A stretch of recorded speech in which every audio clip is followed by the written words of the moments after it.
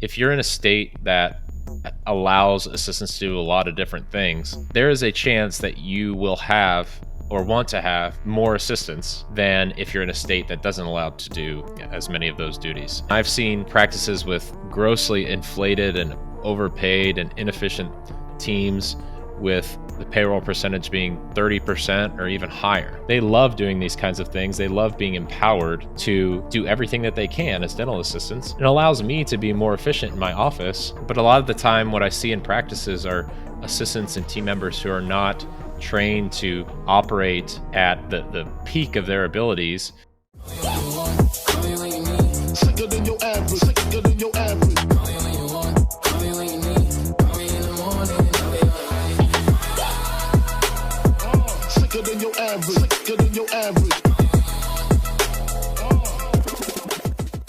What's up, everyone? Matt here of The Lifestyle Practice, where together with my partners, Derek and Steve, we help dentists just like you all elevate your careers and achieve what you want to achieve out of your lives through dental practice ownership. Our goal as a team is to help you all create your very own lifestyle practices, whether that's through one-on-one coaching, through just providing the content that you're about to listen to in this podcast today and the hundreds of episodes we've already done, through our online TLP Academy, or through our private Facebook group. We just want to help. So if you want to get involved, check out all of those resources that I just mentioned, or to get a summary of all that, go to our website, thelifestylepractice.com, to find out more about what we're all about. So I'm coming to you from a little makeshift podcast studio here. We just moved to a different home here in Indianapolis, and so we're still getting settled in and unpacked. So I've got the cozy backdrop here for the holidays. If you're watching this on the video podcast on YouTube, you can kind of see what we're working with here. So yeah, it's great to be coming back on the podcast with you all. I did a podcast a few weeks ago talking about how many front office team members you need in your practice. That's such a common question that seems to pop up, whether it's, in dentists that we're working with or in our private Facebook group, or just in general. I feel like that's something we're always talking about, trying to optimize our practices. So today I felt like we'd take it another step kind of in that same direction and talk about how many assistants do you need in your practice? That's another common question. And as you all know on the podcast, it's so fun. Sometimes we get practical, sometimes we get motivational. We go in a number of different ways, but today's going to be very, very practical. I hope that you can take something from this episode, which you're probably listening to on your drive to or from work, to apply in your practice, or to help you think about the next steps in your practice for how you're going to grow or achieve what you want to achieve as an owner. Even if you're not an owner yet, even if you're just an associate and you're going into your practice, I think about some of these questions and thoughts when it comes to how many assistants you need in your practice. See what's going on in your current practice that might be right, might be wrong, and what you would do when you do become a dental practice owner. And same thing would apply if you're a dental student listening to this. This is practical knowledge that can help you when you get into private practice. So when it comes to determining how many dental assistants you need on your team, I think it comes down to 4 things. And those 4 things that I'll outline here and then we'll talk about a bit in this episode are as follows. 1, what can your assistants legally do in your state? 2, what is your current payroll percentage? So how are you currently staffed in your practice versus how much you're producing and collecting? 3, have you delegated everything you possibly can legally to your dental assistant team? And 4, are you happy? And is your team happy? So let's start off with number 1 here. What can your assistants legally do in your state? So this is a question, how many dental assistants do I need? It comes up so often, but the answer is not black and white, because in all 50 states, as we all know, dental assistants can do a variety of different things. So the first question that I would ask myself is, what state am I in, or what state do I want to practice in, and what can assistants do there? I'll use my practice in the state of Indiana, and then, for instance, Texas as 2 contrasting examples. Here in Indiana, we have expanded functions assistants. I know in most states that's the case now, where dental assistants can place fillings, they can adjust and polish those fillings. They can also coronal polish and apply fluoride. They can also make adjustments to prosthetics and adjust crowns and things of that nature. What they can't do is provide like a permanent restoration, for instance, place that cemented crown in somebody's mouth, or technically cannot take final impressions for permanent prosthetics. So that's how it is in Indiana. We're pretty liberal when it comes to what assistants can do, which is a good thing. Contrast that with a state like Texas, where or Illinois, where assistants can't place fillings. That's going to change the duties and the roles of the assistants, obviously, quite a bit. So if you're thinking about this question, if you're in a state that allows assistants to do a lot of different things, there is a chance that you will have or want to have more assistants than if you're in a state that doesn't allow to do as many of those duties. And if you're in one of those states, I'm sorry, that's kind of a bummer. In Indiana, there's not even any real formal training requirements for assistants to be able to do the things I just mentioned. They do need licenses for the fluoride application and the coronal polishing. But besides that, in theory, you could just grab anybody and have them learn how to place an occlusal fill. Now, you've got to make sure that that's being done extremely well, because it's your license on the line and it's your name and your stamp of approval that's going behind permanent restorations in somebody's mouth. But there's really no restrictions on that. So in my practice and a lot of high performing practices, dental assistants are trained very, very well to do things like placing restorations, which can be technique sensitive, very technique sensitive, to allow the dentist to free up his or her time, because of how valuable it is, to do other procedures. It's very possible in my practice, and in many of your all's practices, I'm sure, to be running multiple chairs where if you're placing a direct restoration, all you're doing is numbing the patient.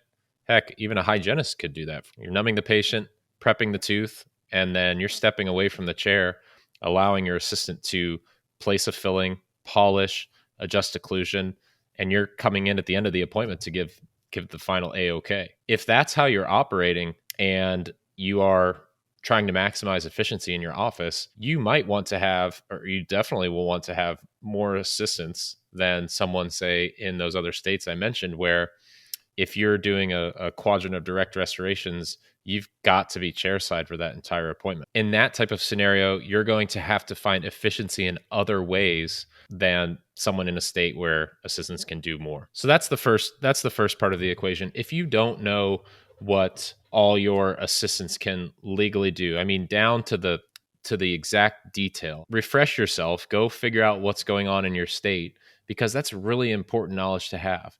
Call your dental society. I wouldn't go, talk to a friend or colleague, because you might get some bad information. And I see that happen all the time, where people don't fully understand what their team members are able to do, and it's just going to decrease your ability to be efficient. And we'll talk a little bit more about that here in just a second. So to move on to point number 2 here, to figure out how many assistants you may need in your office, I want you to look at your current payroll percentage. And this is an easy way to see how efficiently you're operating as a team. Now, looking at payroll percentage it's a nuanced discussion. Don't go on the, Dental Town or on all these Facebook groups and try to find someone with the lowest payroll percentage and think that they're doing the best out of anybody.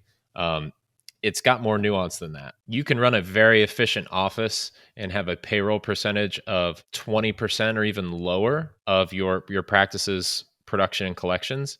And then I've seen practices with grossly inflated and overpaid and inefficient teams with the payroll percentage being 30% or even higher, which is kind of crazy. But one thing that I want to caution you all on is, don't try to just push that percentage lower and lower and lower and think that that is automatically a success. Sure, we want our overhead to be low, but if that payroll percentage is lower than almost every office that you come in contact with, there's a chance that you may not be paying your team well enough. You may experience burnout of your staff and have people who quit and don't stay around for a while. So I think there's a happy medium, and it's going to differ based on every practice. Every practice is different. You want to have an efficient team, but you also want that team to be well compensated, happy, and not feel like they're just being worked to the bone every single day for the profit of the owner dentist. In my practice, I actually want that payroll percentage to be around 22%, because what that tells me, and I've learned from experience in the past, is that my team is well compensated. They've got the potential to make a solid bonus every month. And I'm not just trying to squeeze everything I can out of them.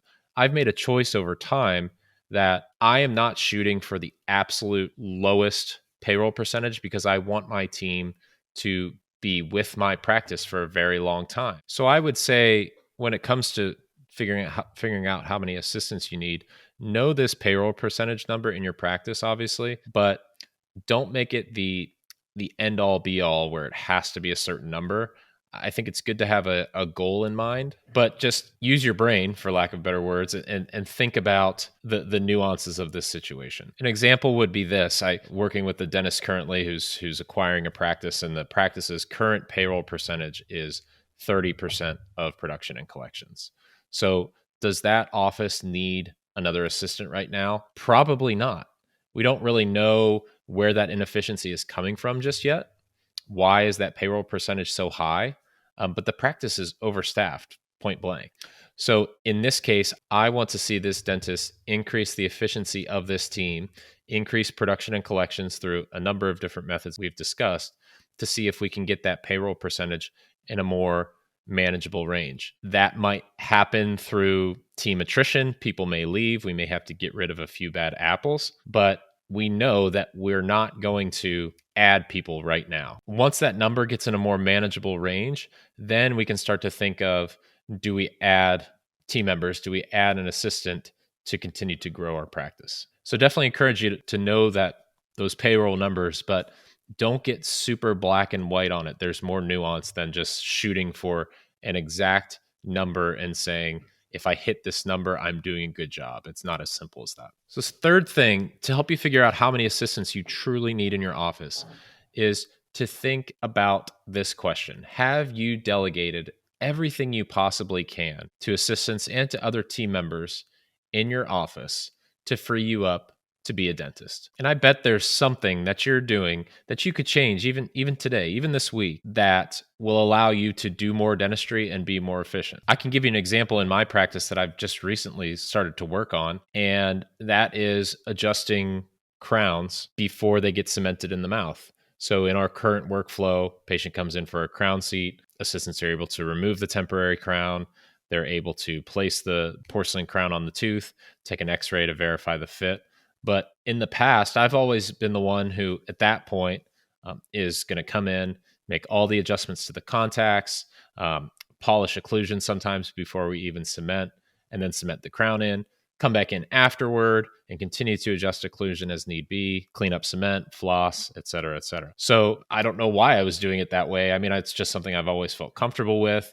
It's something I've never really trained my assistants to do, and they're fantastic assistants. So I've started to realize, okay, let me empower them, let me teach them, how do we evaluate the contacts of a crown? And we all know there's skill involved with that, but it is absolutely something that can be taught. So my goal, and something I've started to do, is empower my assistants to start to adjust contacts a bit, get it to a point where they feel comfortable in saying, okay, I think this crown is ready to be cemented pretty much the moment doc walks into the room. And sure, they're not perfect, and no one will ever be perfect. And I'm fully prepared as the dentist to, make the final call on a lot of things. And I have encouraged them to grab me early if they're uncomfortable before they saw away a contact on a crown and leave an open contact or something like that. But this is a process of learning and growing together that accomplishes a lot of things. It allows my assistant team to feel like they're doing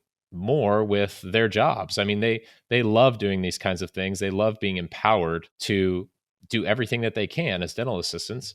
It allows me to be more efficient in my office, to be able to do more things that no one else can do. There's lots of different things I'm sure you're doing in your practice that you could delegate to other people. So before you ask, well, I'm getting pretty busy, my assistants seem to be running behind sometimes, or I think I might need to add another assistant. Let's first evaluate, have we delegated everything we can to them? If we truly feel like we're a good delegator in our practice, and we're basically only performing duties throughout the day that only a dentist can do, and our team is maximized in that way, well, sure, then at that point, go for it if you need to add another assistant. But a lot of the time, what I see in practices are assistants and team members who are not trained to operate at the peak of their abilities. And so we've got too many underutilized people versus fewer very efficient employees. And having more people is always going to complicate, or has a tendency to complicate things. I would rather see that we're fully utilizing all the capabilities of our team members first. I'm pretty sure Steve, I'll have to go back and look, but I'm pretty sure my partner Steve has done a podcast or even multiple on delegation. I know he's huge on this in his practice. So go back and look for that episode because it's a good one. Another thing that comes to mind as we're talking about delegation, that's an easy thing, and something that was initially very time consuming for me in my practice was doing post-op calls. I love the idea of making post-op care calls to most patients who got numb for a procedure in the office that day.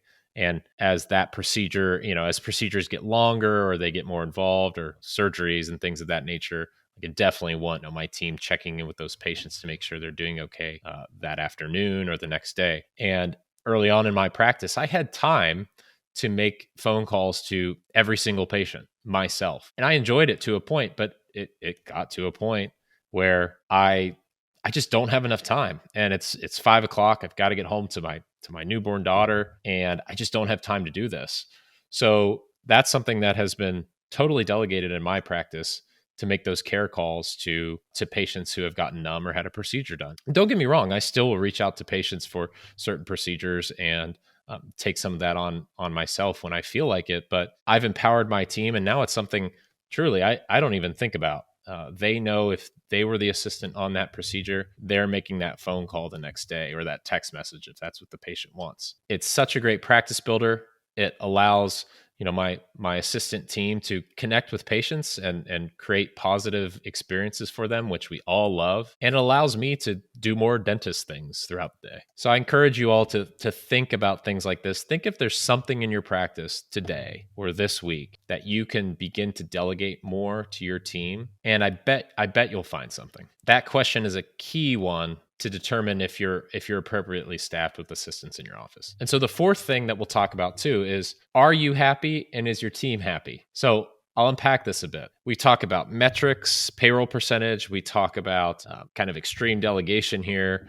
And we talk about allowing your team members to do everything that they legally can clinically to free up your chair time as a dentist. But a lot of the time, if you have a successful practice, just ask yourself the question, are you happy? Is your team happy? And use the answer to that question to determine if you should hire or maybe even fire an assistant to find the right member of your team. I have no problem if someone has a successful practice and they like the level of income that they're making, patients are having good outcomes, their team is happy, and we decide, you know what, we want to add a team member to allow us to be prepared for more growth. Or, you know what, my team is performing at a very, very high level, but I've had conversations with them and I get the sense that they are experiencing some burnout, or they've come to me and said, Doc, now is the time for us to hire someone else, and here is why. And if you can have a team that is open with you and you're open with them in scenarios like this, you have done an incredible job as a leader. So oftentimes the answer to this question, it doesn't have to come strictly from you. I would encourage you all to empower your team to give you input on the operations of your practice and create trust, so that if and when they were to come to you and say, here's something that's working or here's something that's not working, we feel like we need to figure out a solution or hire somebody new to be able to continue to do our jobs. That is great feedback for you to get. So how you do this in your practice is totally up to you, but I think just having regular times, they could be office hours each day that you're available for discussion. It could be regularly scheduled check-ins individually with each team, regularly scheduled meetings. One thing that I really, really love is regularly scheduled meetings, but with each individual division of your office. So you have a check-in with your front desk team members, say every month. You have a check-in with your hygienists. You have a check-in with your assistants, and get to know what their pain points are, what's going well, what's not going well, And as you get that feedback and you have these regular check-ins, you're going to know if and when it's time to hire somebody new to join your team. It is really, really easy, and I've been guilty of this in the past too, to kind of bury your head in the sand and to sense certain things in your office, but just say, you know what? I'm not dealing with that today. I don't feel like having that tricky conversation. I don't feel like asking my assistant who seemed a little tired, who seemed a little distant today, what's going on, to pick her brain about how she's feeling. Because I think the easy way out is to avoid that conversation. But the right choice is to have that conversation, although it might be a little difficult to do or something you might not want to do, to see how you can be a better leader of your team. And I've said this a million times, so has Derek. The Obstacle is the Way, right? One of the best books. If you haven't read it, read it. Oftentimes the thing that we don't want to do in our day, that one thing is probably the thing that you should do to be a better leader, to be a better business owner. What can be kind of tricky along these lines, and I've seen this happen with dentists I've worked with, is you have these open lines of communication, or you think you do, and we have a practice maybe that's overstaffed or not performing efficiently yet, and some of those team members come to you and say that they are unhappy, or that they feel like they need an additional team member to help carry the load. And how do we respond to that when we know deep down your team members have to perform at a higher level, or we have to train them and lead them to do a better job for our practice to grow? And again, that comes down to having potentially some difficult conversations, leading your team and being confident in what you're saying to them. So in this type of scenario, oftentimes that conversation comes down to acknowledging what you're hearing from this team member, but giving them facts, telling them that, hey, I understand where you're coming from, but we've got to do X, Y, Z a little bit differently and a little bit better before we can consider that. How can I help you in your role right now to achieve that before we go considering hiring another team member? You've heard me talk about this in the past, but simply throwing people at problems or thinking that if we add more people in our practices, it's going to solve all of our issues is kind of ass backwards. Oftentimes, things just become more complicated when you add people without a clear goal in mind. So if you're thinking about this question, how many assistants do I need in my practice? Do I need to add somebody to be able to grow? First, think about those 4 things that I just talked about. And I bet you'll have a lot more clarity on the next move for you versus if you just think about adding people, throwing people at problems to try to solve them. Again, I know that I'm the ultimate decision maker and leader of my team and my practice, but I want my team to feel empowered to come to me and be open with me about the staffing needs and the number of team members in our practice and when they need help or assistance to be able to do their jobs and to serve our patients. So I hope that's some practical advice that you can apply in your own practice, or it's something that you can start to think about even before practice ownership to be able to help you grow, help you achieve what you want to achieve out of your dental practice. So I think that wraps it up for today. Maybe next time we'll do, so we'll have talked about front office, assistants, hygienists. Maybe we'll even do a bonus episode on associates. And that'll hopefully help you all figure out what the true staffing needs are in your practices. Again, visit us at thelifestylepractice.com. Shoot me an email, matt@thelifestylepractice.com. Hop into our private Facebook group, TLP Podcast. Join the party in there. There's always some great conversation going on. And just let us know how we can help. Until next time, I hope you push yourself to finish the year strong. And we'll talk to you again soon here on the podcast. Take care, everybody. Cheers. Sicker than your average. Sicker than your average.